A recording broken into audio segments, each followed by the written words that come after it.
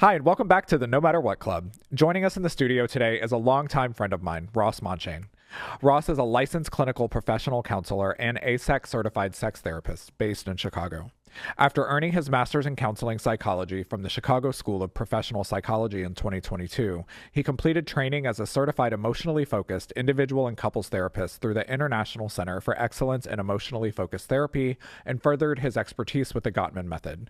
Ross now leads About Connection, where he offers individual, relationship, and sex therapy at his Chicago Ravenswood office. Please welcome Ross to the studio.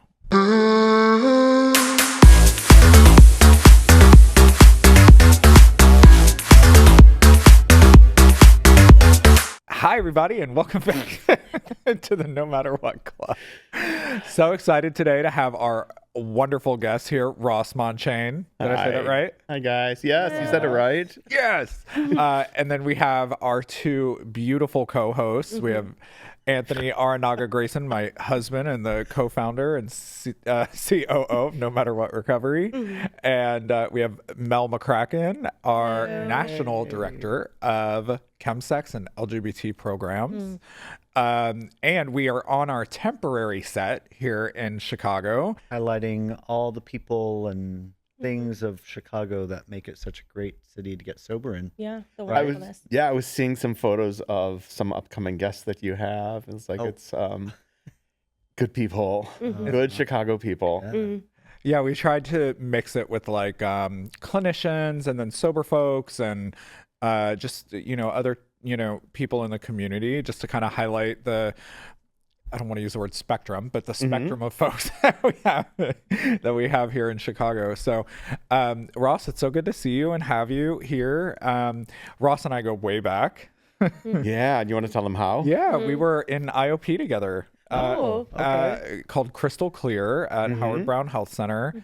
We were in the evening IOP together and saw each other from the very beginning. What's Howard Brown for those people that are not from Chicago? What's Howard Brown? So Howard Brown is I'm probably not as well versed on it. Maybe you can step it. It's a nonprofit here in Chicago that services everything from behavioral health to HIV care, STI testing, PrEP. I'm sure they've expanded their services, and they're all over the city. And they do a lot of work within the LGBT community. Yeah, they're one of like a bunch of organizations that have attempted to serve the LGBT community in treatment services.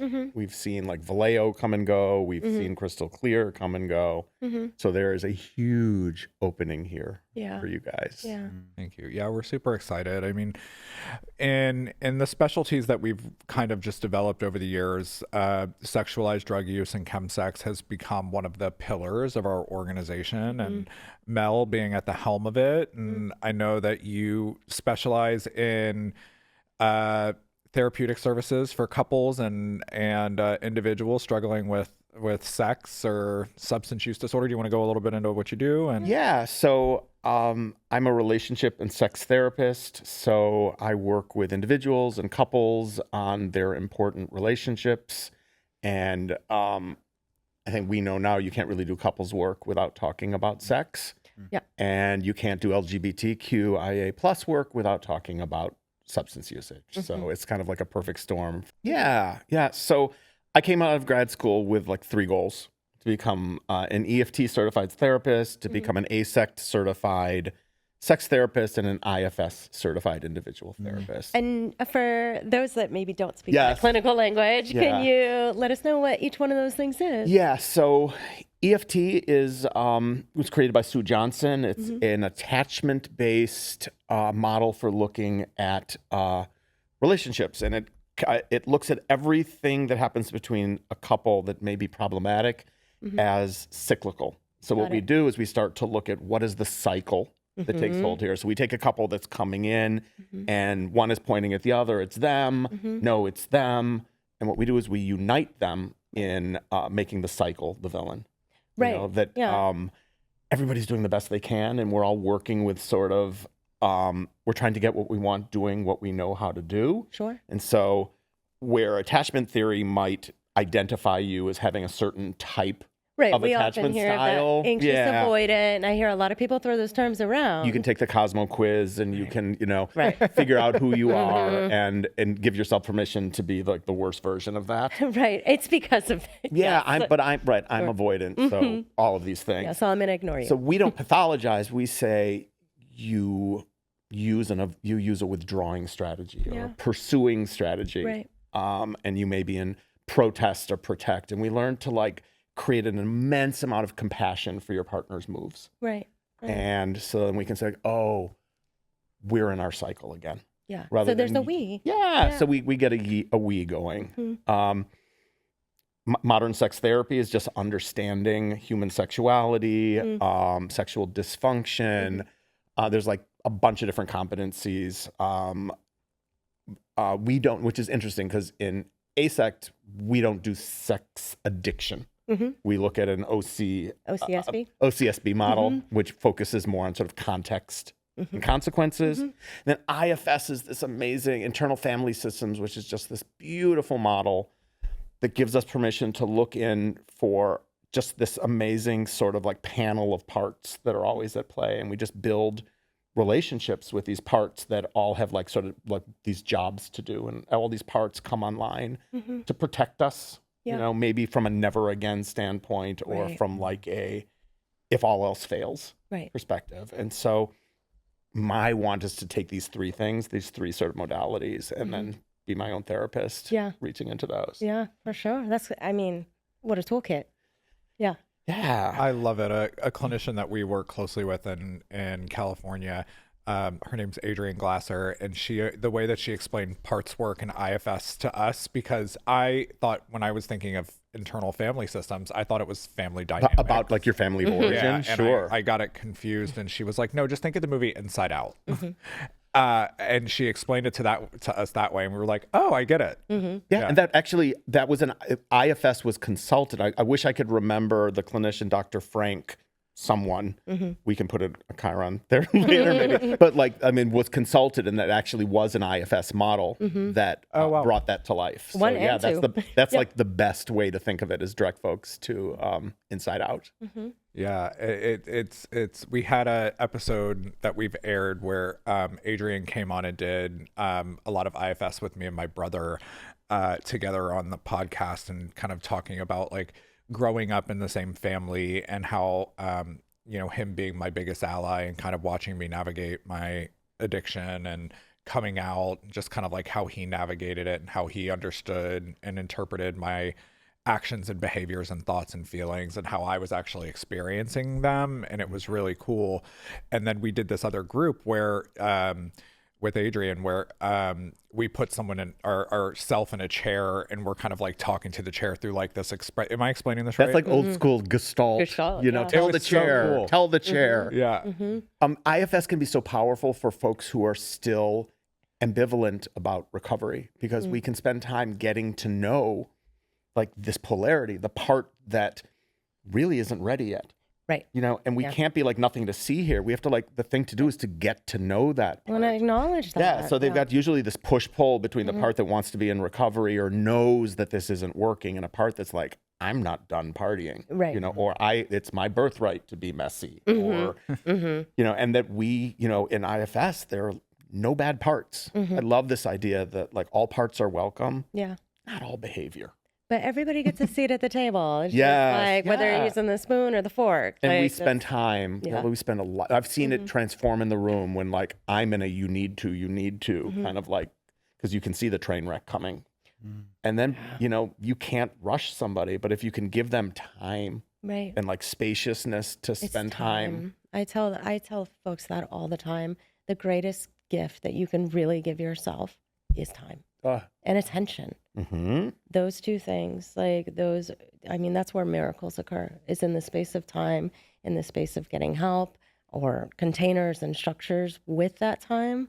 But absolutely, almost like affection. Can you hold yourself with affection and give yourself time? I love this idea. We can only move at the speed of safety. Yeah, right. So the container matters.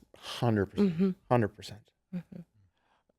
We started doing IFS at No Matter What, probably a year ago. a year and a half ago, something like that, and it has changed our clinical programming. Yeah, the IFS Institute is starting to go into treatment centers and do like trainings for their staff, like doing level 1 trainings that are specifically for folks that work in treatment. Because it is a different world, like when you're like an individual practitioner versus like, oh, I work in a treatment center, right?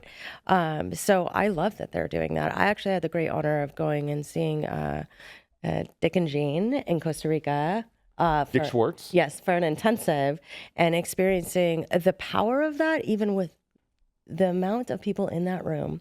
Everyone felt like their own individual needs were seen, felt, and even met in some cases. So, I mean, very powerful, and I'm glad we had a chance to bring it. Dick has this idea of doing like these mass unburdenings. I watched it. Yeah, like stadium, Yes. he hasn't said it, but like stadiums full of people like unburdening emotional burdens, legacy burdens. And I think we can tap into that collective. I think that's what treatment is, right? We all tap into this kind of collective consciousness, and for those that have ambivalent parts over here, when you have this consciousness of people actually walking in the direction, maybe that ambivalent part might reconsider and feel a little bit safer. Yeah, the power of the group. Right. Yeah. Oh, she's back. Phoebe's back. She's back. So do you want to tell us a little bit about your sobriety journey and sobriety story? Yeah. So I celebrated 18 years of continuous sobriety. That's not true. 17 years. Sorry, 17 years of continuous sobriety in February. Congratulations. And it was a hard journey getting there. I mean, I'm not somebody who came in and got it right away. It was. I always think of it as like sliding doors, like that moment of where things align, where you're in enough pain and a resource shows up and you have willingness. Like, I don't have any sort of fantasy that I would get that kind of grace again where things just align like that. Neither do I. Yeah, what should I tell you about it? What do you want to know? Well, what's funny is as you're talking, were you in IT before? So I've had 3 careers. I was a television casting director, and then I was an Apple computer consultant. And this is my 3rd act as being a relationship and sex therapist. I remember the culmination of Act 2 for you was when you were getting sober, because we went to go clean out your apartment and there were boxes. I mean, tweakers like cords, but Ross, I have to say, you probably get the award for most cords. You never know when you're going to need 200 USB cables. That's right. Yeah. Wait, you never know when you're going to need what? 200 USB cables. Right. And that's so funny because if we did that, what apartment did we clean God, it was in the suburbs. I remember it wasn't close.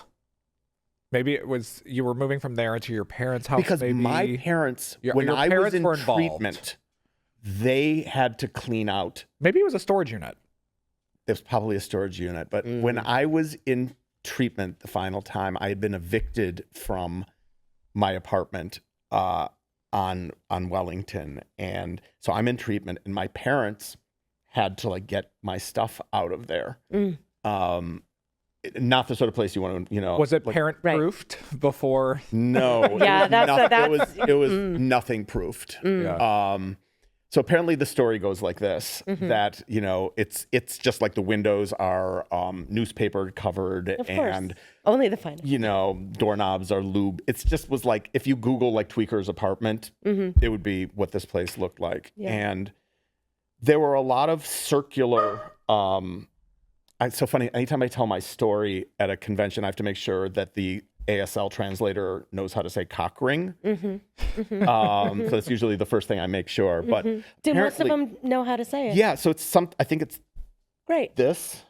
That makes sense. Yes. So apparently there were so many cock rings in this apartment that they put a salad bowl on the coffee table, and every time one was found, they were like, I got one. And from wherever in the apartment they were, because it was like Easter eggs hidden everywhere, this is my mom and my dad and my sister and my brother would toss it and try to get in the salad bowl. And what we got at the end of what went into storage was like a quart Ziploc bag. That is wow. Yeah. That's wild. And so I regularly. They were really cool with it. What? Sounds like they were really No, my cool. mom said she never, like when she called me, she's like, we did it and I don't ever wish to discuss it. Right. And she passes the phone to my brother who says, how many cock rings does one man need? Mm-hmm. Which is a question for the ages, actually.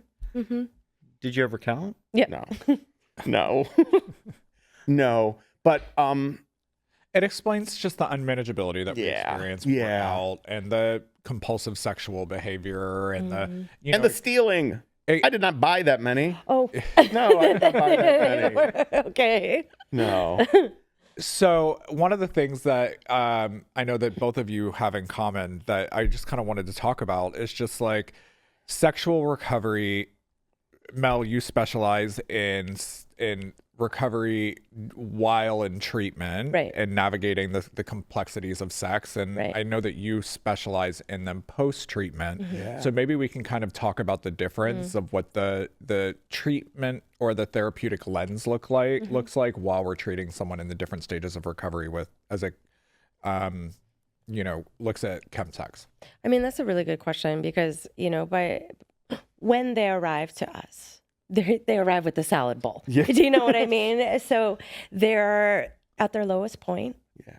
And a lot of times it's just like the most devastation one could encounter in their own lives, right?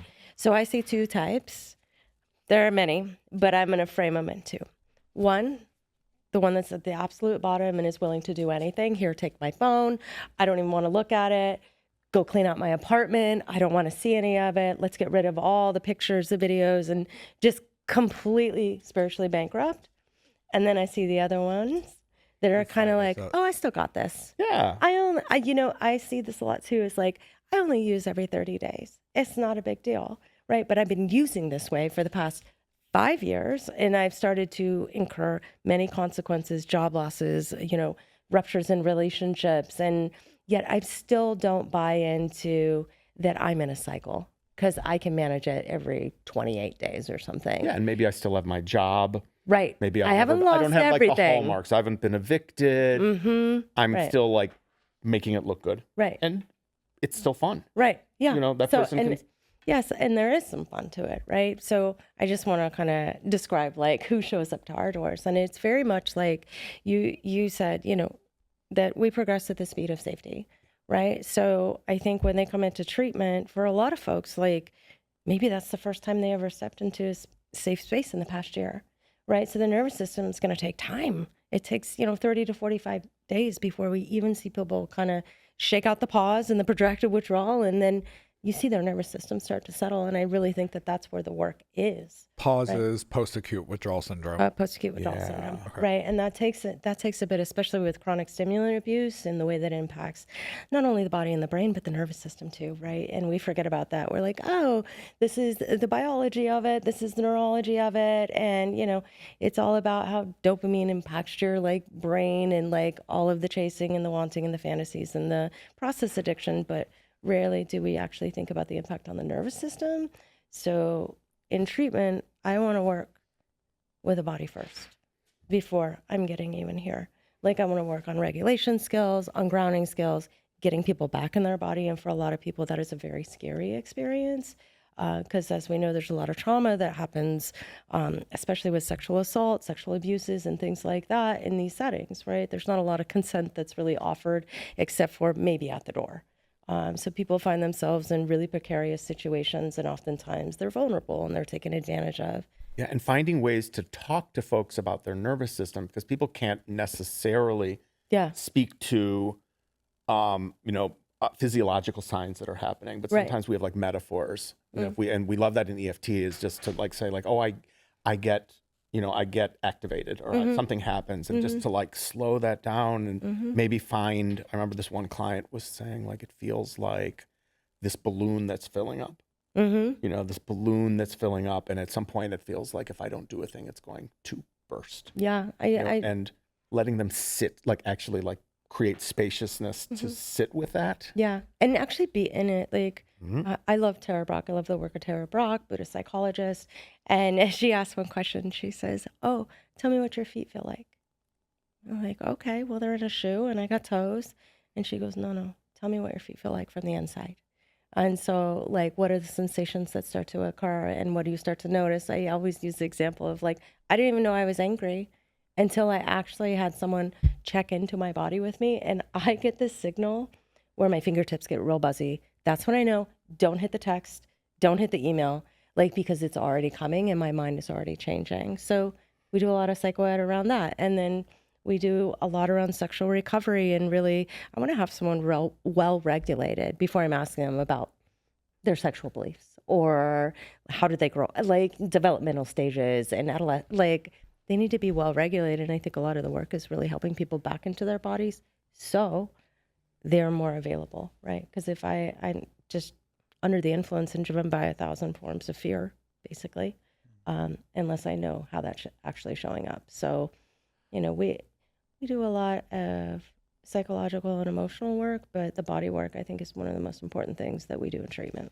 And like, we need alliance to be able to do that. Mm-hmm. Asking somebody what's happening in your body is not necessarily. They're going to be like, what? Not yeah. But right, they need to feel safe with us too. And so much of that initial work is not moving the needle on change, but creating like a safe alliance, a therapeutic alliance with the client. How long do you think that takes to get things to have that awareness within your body, but also for things to start settling a little bit in your body?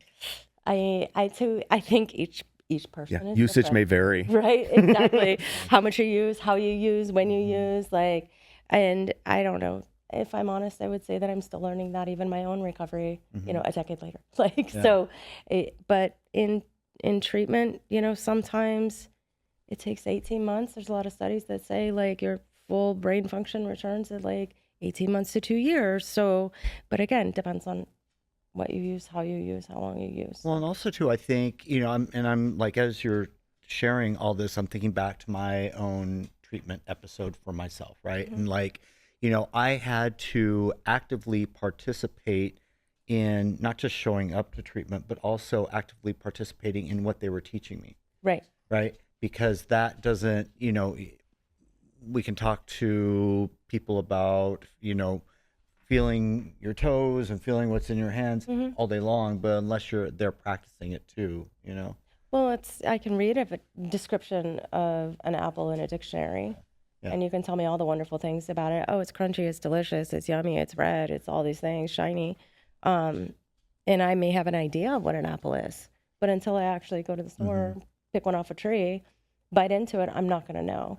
So I think that felt experience, things like holotropic breath work, I think are really helpful in helping people. Maybe they can't verbally talk to me or to another clinician about it, but it's something that really drops them into their body, and maybe they don't have words to describe what's happening, but there's a felt sense.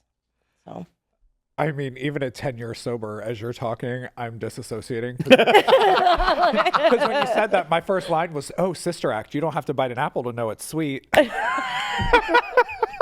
Anyway, sorry. Well, I think this is an ever-evolving process, right? And you asked me about rapport.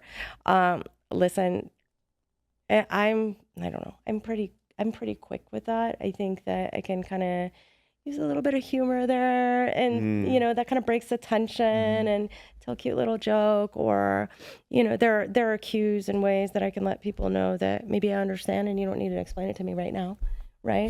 There's certain little buzzwords, and knowing the landscape of the culture and the community that engages in chemsex, because I'm not even going to lie, there's a community there that a lot of people go towards too.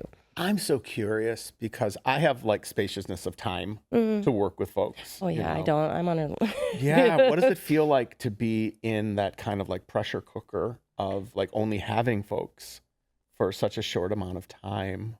This is a good question, and I want them to be as ready for you as I can possibly get them, because this is a very short interval in their journey, and it's all about safety, stabilization, and regulation. And I think a lot of people don't even have the capacity to do the heavy lifting while they're in treatment, and like we touch surface scratches, but I just want to make sure that as we're doing that, they're growing their ability to kind of tolerate maybe some difficult sensation, emotion, and things like that. So when they get to you, they know how to ground they know how to self-regulate or co-regulate or learn what that is. When I was at the Pride Institute in Minneapolis, which is where I did my first of 2 treatments, my sponsor from the local community said to me that, oh, treatment is just the ambulance that delivers you to the rooms of 12-step or to the care of who you're going to be That's working triage with. all day. Yeah. Yeah. To your point about, some of the work that you do outside of just the psychoeducational or the educational piece of your role, for me, when I got sober, it was doing that breath work. It was doing that yoga. It was,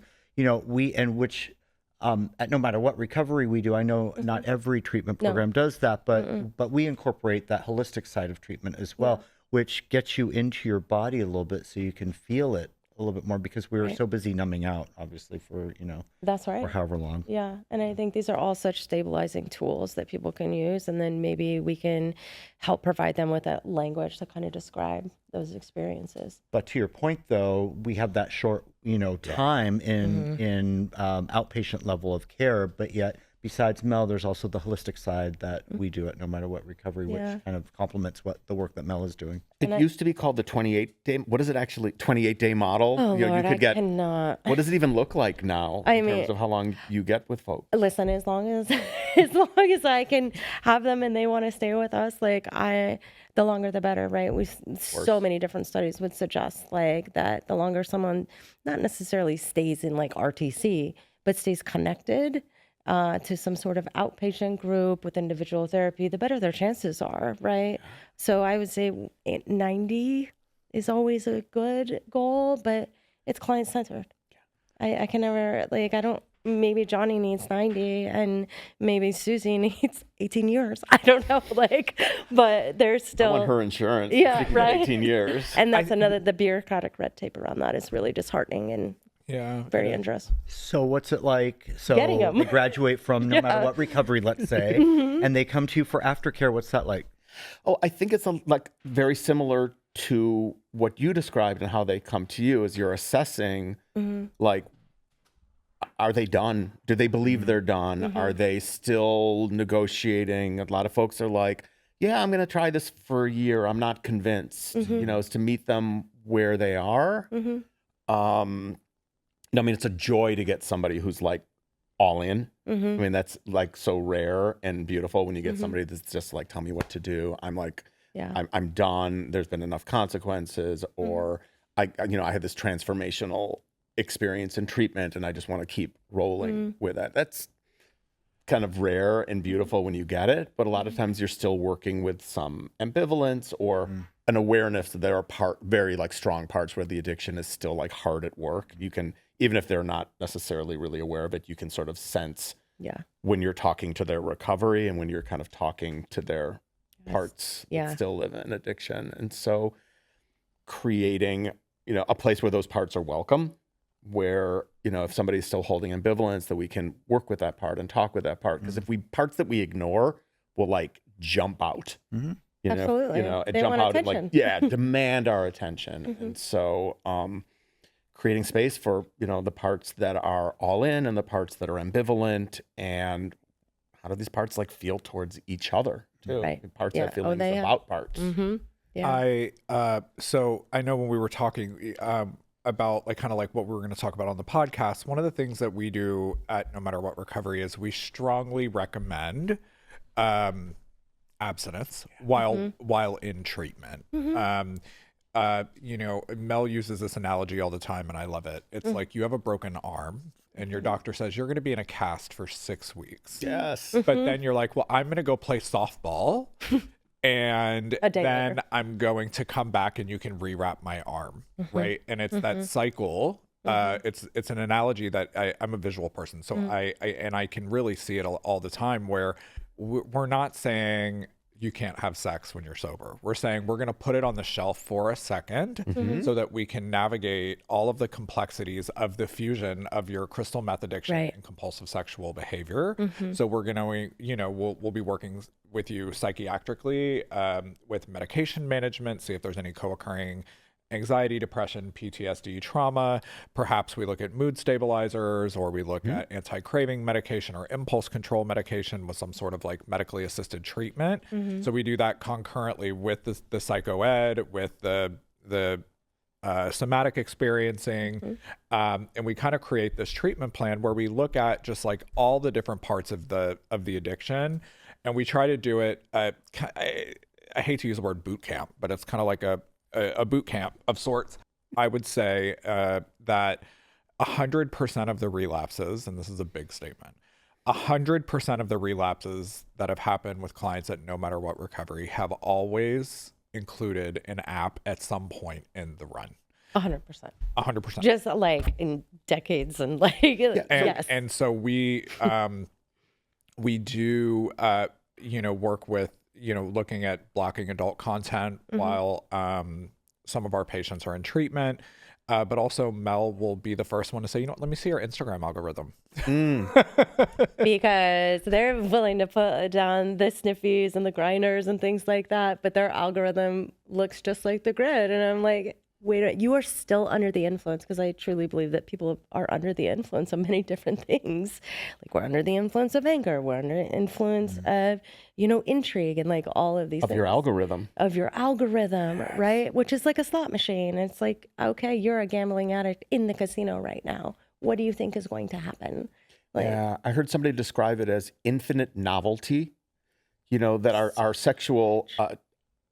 what part of the arousal template is stimulated by newness, and we have a system now where used to get explicit material, used to like drive to a store, buy a magazine, find a place to hide it. Now it's like you can open and you have an infinite stream of something new, a new body, a new look, a new scene, that will light your brain up. That's super stimulant. So never, ever in all my time of working with folks, both as like a sponsor and as a clinician, if I ever heard somebody say, gosh, I wish I was more, more reckless in my early recovery. Right. But I've regularly heard folks like, God, I wish I had been more conservative. I wish I had taken it like slower. Yeah. We've got it just takes time, and there's nothing that can substitute for just the time away and for your nervous system to slowly start to disentangle all of those wires that are just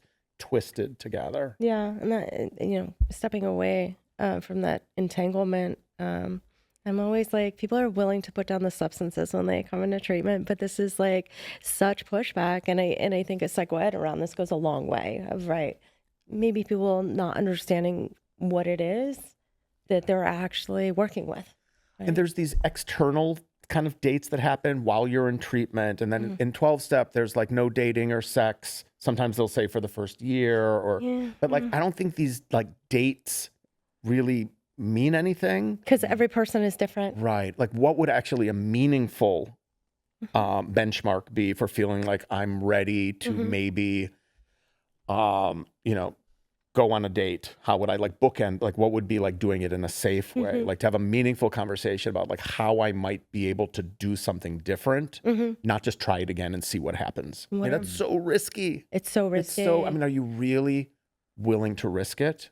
Can we hold on this long enough that you can say I have a plan where I'm buffered. I'm going to go into this situation. Yeah. I'm aware of what's potentially triggering. I'm doing it in the safest way, even if it's on an app. Right. But I'm doing it in a way where I'm clear about my sobriety and I know how to speak to my limits and I know how to extricate, and people know where I am before I go. Right. Here's the it might not feel as sexy if I have to call somebody before and after, but I have to guard my sobriety in those early stages. I recently told somebody that it's time to make some radical changes. Yes. Yeah. Right. And for me, that radical change back when I got sober years ago was to literally lose my number. I had to just get a new number, get a new iCloud account, brand new, get a new phone. I literally put the old email addresses in a drawer, figuratively speaking, and just walked away from that drawer. That was the radical change I needed to make. But I think nowadays people are so conditioned to be using social media, and I'm using social media as a very umbrella term right now, because it could be, Instagram, it could be Grindr, it could be, that it's all kind of social media in that same vein and umbrella. And, you really have to make a decision to make radical changes when you get sober, because if you don't make any changes, nothing's going to change. No, and you go right back to the same behavior, going back to what you were saying, like these, these milestone dates that people really attach themselves to. Is I'll see someone remain abstinent for 365 days, and they've done no work around sexual recovery. And day 366, honey, they are back on it, and I'll see you later.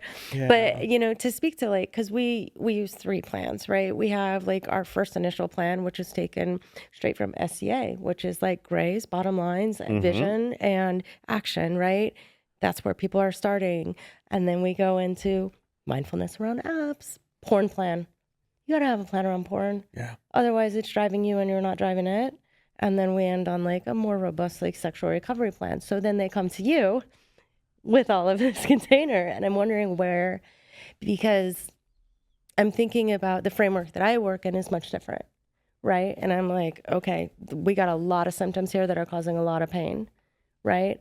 And so when they come to you, because I think CSAT and ASAC are very, very different. And I also am a big fan of both. Right. But for treatment, I need the container. And I'm wondering how you work with people that struggle with sexualized drug use from that framework, knowing. Yeah. So first thing we have to do is make a clearing. Yeah. We just have to make a clearing to be able to look at it, to be able to get activated in the room. Safely. Part of the work we do is to stir things up and see what happens. Yeah. To not be figuring that out on the fly on a date or on an app. And so to get some buy-in around, here's what we know, here's what we know about the time it takes. And that's the hard thing, is that with pause and with just what we know specifically about how hard, especially crystal meth, hits your nervous system, it is just a very slow process. And so initially talking about the parts that want it to move faster and creating some spaciousness and hopefully just some buy-in to we're going to get there. We can get there. We know that if you can take this slowly, if you can be mindful, if we can be intentional and really, really slow this down, we will get there. Yeah. I love all of this. One of the things I was going to say is I deal with a lot of, in our organization, I deal with a lot of the families. And a question that I get all the time is from the families is there's I don't want to say an unrealistic expectation, but it's a common understanding that chemsex specifically is a much different addiction than any other addiction that I'm familiar with, right? We're dealing with something that has a much higher relapse rate. We're dealing with something that, the potency of meth has, from when we were getting high, has dramatically changed. Yeah. And so, yes, we're talking about the nervous system, but we're also talking about severe paranoia in a lot of cases. We're talking about, the longer that some of our patients are out, we do notice when they come back that not only is the nervous system interrupted, but the life skills part of it is in shambles, meaning they're not taking care of their sexual health. We're dealing with people that haven't been adherent on their medication. A lot of the time they're unhoused or their job is on fire. So we're dealing with crisis in addition to the piece of the substance use disorder, right? And so it's a multi-prong approach where we're dealing with this fire here, we're dealing with the behavioral issues here, we're dealing with the impulse control, we're dealing with anger management, we're dealing with going to the gym and seeing a guy in a pair of short shorts and then instantly going to, not from I want to fuck, it goes to I want to get high. So we're dealing with a multi-dimensional addiction here. And so my response is usually this, we're dealing with a very complex issue, and everyone is different. However, the relapse rate is extremely high with this specific substance. And, as an interventionist, I usually get two reactions. I usually get a fuck you, I'm leaving, or I get a big deep breath and it's like, I've been waiting for someone to come have this conversation. Right. And both of those things I've seen successful in treatment. But there is for people that utilize crystal meth or GHB or PNP or party drugs, or what I've noticed is like there's a huge part of control that goes with that substance. And so the saying, I'm going to release control, take over everything and figure this out with me. It's just so it's because there's a sleeping and eating factor to it, which kind of, what happens is they sleep and eat for 30 days. That rebuild, baby. The paranoia goes away. Right. They start to get a little bit of weight on, and then they're like, so there's two. They either put weight on and they're like, oh, thank God, or they put weight on and then we see co-occurring eating disorder a lot. Body right? image. Then you mix in the psych meds that they're, on Seroquel and they're eating, there's an immense amount of weight gain. Whereas like with someone that's struggling with alcoholism, they're physically sick, or benzos, and so it's just a much different kind of substance. And the reason I'm bringing this up is specializing in this. There are very few treatment centers in the country that have the knowledge or the experience to treat this specific condition. But the other thing is like, when a patient comes to No Matter What Recovery, one of the things that I always say is like, you will never have to teach your therapist. And I say that because we're always learning. All of our clinicians are always learning from our patients. But what I mean by that is like, I got sober in an environment with a bunch of bros that looked like they used to beat the shit out of me in high school. And so I wasn't comfortable discussing being a sex worker, hooking up in bathhouses, all of the things that went along with my lifestyle, the apps and all of it. And so when a patient comes to someone like you or like us, the guard is kind of lifted because we already speak their language. Yeah. And so for me, what I love more than anything about what I do is that I can code switch between my clinician part and the part and say like, well, I have some experience with this. Yeah. And so it's a constant push-pull of like how much of that to bring into the work, because a therapist is not a sponsor. Nope. It looks, it can sometimes feel like it shares some DNA in the way we give good early direction, but to be able to work with somebody who's working a program and be able to like not just speak about psychoeducation or just to do therapist work, but also like know what's ahead of them. What is this journey? What is the step work going to look like? Or what might therapy look like when somebody's doing a fourth step? Right. Yeah. What does that look like? And constant conversations about higher power. That's what a lot of folks. Spiritual aspect, and I think that honestly, so I say when I'm bringing on a new client, I always name in session one, even with like straight couples that are coming in because their marriage is falling apart. I say this space is sex positive and it is spirituality positive. And usually they're more comfortable talking about sex than they are about spirituality. Right? Yeah. Yeah, having to help folks disentangle beliefs about religion versus spirituality. Right. One of the models I use is 5 kinds of intimacy. So you've got emotional intimacy. Yeah. You've got physical intimacy, experiential intimacy, intellectual intimacy, and spiritual intimacy. Right. And so to be able to talk with folks about the ways in which they connect spiritually or facilitate a conversation about what does it feel like to have a moment of spirituality? Right. Is it about nature? Somebody says, I don't do spirituality. But if you really speak with them about, have you been a place where you were in awe of something, or have you done something with your partner, like being of service to your community where you're like, oh, that was incredible. We were in our values together and you had like a moment where you connected spiritually. Right. It's so powerful. Yeah. We look at those 5 kinds of spirituality as like legs of a table, and that when they're firing, they all feed on each other. They sure do. And folks will come in, we're having trouble in our sex life. We're having trouble with sex. And first thing I want to do is take an inventory, like, we're not intimate anymore. Like, oh, that's interesting to hear. It's much different, isn't it? Yeah. And so, and we find out there actually is intimacy and, And sometimes they'll say we don't have physical intimacy, and we'll find out they have a ton of physical intimacy. They're just no longer able to like get in the room sexually together anymore. So I love the conversation, and this just comes on talking about spirituality, that we have to be able to talk about that. Right. The program hinges on it.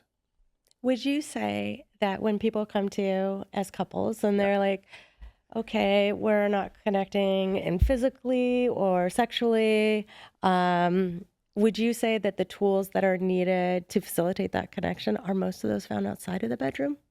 Oh, yeah. Yeah. So we're not, I mean, rarely is it, I'm going to teach them some sexual trick that I know. Mechanics or something, yeah. Like, no. So the best predictor of a satisfying sex life is like robust sexual communication. Can I talk about my desire? Can I clock? Do I know about my arousal template? Do I know about my sexual accelerators and decelerators? And most folks don't even know what those words mean. They've never heard that. But when somebody realizes like, oh my God, I have responsive desire. I'm not broken. There's nothing wrong with me. Yeah. I just have a system in which my desire has to come online, and starting to understand what facilitates that and what gets in the way with it can be like this incredible experience for somebody realizing like, I just don't know I'm learning how to decode. There's nothing wrong with me. I'm just learning to decode, or setting up in the room, just even initially, what does it mean to be sex positive? Like, is this a culture in this family where there's sex positivity? And looking at like, how are those values at play, and doing some education around that. Did you learn about it, all that? Yeah. Where did you learn about sex? We do a sexual belief survey. That's like so important. So for so folks. very often we're just like, how can we start talking about this? And then it starts to come online. Yeah. It's harder sometimes for queer people, and there are so many sort of like mandates of what we're supposed to look like and what sex is supposed to look like. I mean, sexual explicit material or porn is not helping. Folks, you ask people where they learned, this generation, about where they learned what their sex ed was, they'll say it was logging into the internet and on Pornhub or something. Which that's really unrealistic expectations of my like what gosh. bodies are supposed to look like, what performances, like it. Yeah. I have a lot of thoughts on that. Yeah. So I'm doing this wonderful training on the wheel of consent with Betty Martin's model, and it speaks to like who is touching who and why. Am I touching you for you, or am I touching you for me? Like the same action can be from different motivations, and really learning to decode what is like my relationship to giving and receiving. And can I work to have comfort in both of those domains, being touched and touching, and in something that I'm doing for you. You want something. I don't have to want that. I have to have a wholehearted willingness for that, and checking in with my nervous system. That's not something that I really would ask for on my own, but I am absolutely willing to do that in this marriage. And that doesn't mean I'm willing to do it to get what I want later, or so that, or to say that I'm willing and then show you with my face that I'm really not willing. Fine. Or right. And so we do this great thing, this sort of like spectrum, all the way from like my favorite thing, which is like the thing I want and I'm always going to want, down to the thing I will never do. And understanding these sort of tricky thresholds between want and willing, and willing and not willing. Because I might be willing to try it. Doesn't mean I'm willing to do it always. And I might check in and say, I'm willing to do this. And then realize like, that's in my not willing anymore. Or I might move it from I'm not sure to like, that's my new favorite thing. Like, wow. Yeah. And how often, like in active addiction or in like the kind of transactional sex that chemsex often has, do we ever have the luxury, even the knowledge that I could check in with myself about what I actually, like what my body wants, or what I want for myself in this moment, or to offer something to somebody generously because I want to offer that, not because I'm going to get what I need later on. Yeah. That's a lot of what we unpack in the room too, when we're working with like having a different relationship to how we enter like the bedroom or play space. And like presence and empathy. These are all such valuable tools. I love this. And I think it's just such great conversation, because I do see the need for both sorts of therapeutic resources, because when someone comes into us, typically they're in crisis. Yes. And I think that the long-term work that they're able to do with a therapist, it is, again, boot camp versus maintenance. Yeah, and Paulo, I will regularly be asking the question, like, what do you think about treatment? Like, what would it be like to go away, and really just have the luxury of focusing on this for a few weeks? And they're like, no, I just want to stay here. But once in a while, you start to get some willingness or some openness to that, because sometimes I want to turn it over to a higher. Sometimes it comes to me first, and then it goes to you, Right. and then comes back here. I think that the work that we do in general with our community, right? Like sex is and will always be a huge part of the queer experience. And I think for a lot of us, sex has either been transactional, or it's been something we've done Performative, or it's just been something we've done in secret. It's a lot, I know that when I was coming out, I was having sex in secret with, and so it was shame filled, and it was, dangerous sometimes. It was hidden, and so I think that impacted my arousal template. Absolutely. For forever. And then as crystal meth entered the picture, all of that just went out the window. And then when I came back, I was broken. Yeah, I hate to use that word, but my arousal template was not aligned with what I would normally consider today that, spiritually fit kind of person. And so, but, one of the things I say is you can have the kind of sex and sobriety that you like to have, because there's this preconceived notion that when you get sober, your sex life is going to be completely boring and non-existent or vanilla. And so, that's not the case. You can still have, Okay. Vanilla is a flavor. So I grew up thinking vanilla was the absence of flavor. I didn't know that vanilla was actually bean. I thought that everything was vanilla before you made it good and gave it chocolate.